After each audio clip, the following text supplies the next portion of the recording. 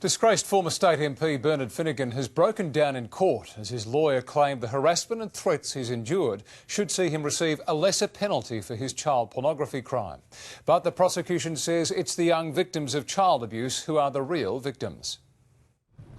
Bernard Finnigan says he lives in fear. He's been vilified, abused, received death threats and been subjected to misguided vigilante justice. 3 weeks ago, the then sitting MP was found guilty of accessing child pornography on Christmas Eve in 2010. Today, the former Labor minister cried as his lawyer pleaded to a judge for mercy, claiming the 42-year-old doesn't deserve a criminal conviction because he's already suffered enough.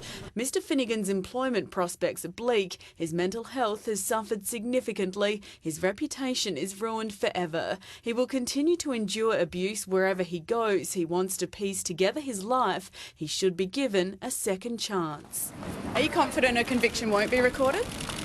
The judge questioning whether he even has the power not to record a conviction since Finnigan was found guilty at trial. If he had pleaded guilty, he could have been afforded the leniency, but Finnigan has professed his innocence for 4.5 years, even after the guilty verdict. Why don't you accept your guilt?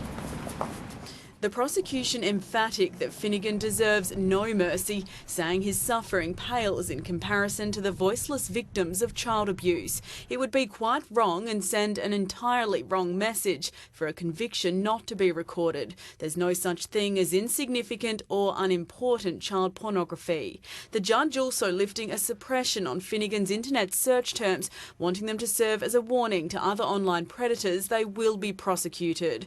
They included little girl sex, little virgin teens and tiny porn, others too offensive to broadcast. And Kim Robertson now joins us. Kim, when will Finnigan be sentenced? Brenton, he'll be sentenced next Wednesday, nearly 5 years after he committed the offence. The maximum penalty for accessing child pornography is 5 years jail. But given all parties agree that Finnigan's crime is not a serious example of the offence, it's unlikely he will be jailed at all. At that hearing, the judge will finally decide if a conviction will be recorded against his name. The decision to hold off on that means he's so far been spared inclusion on the National Sex Offenders Register.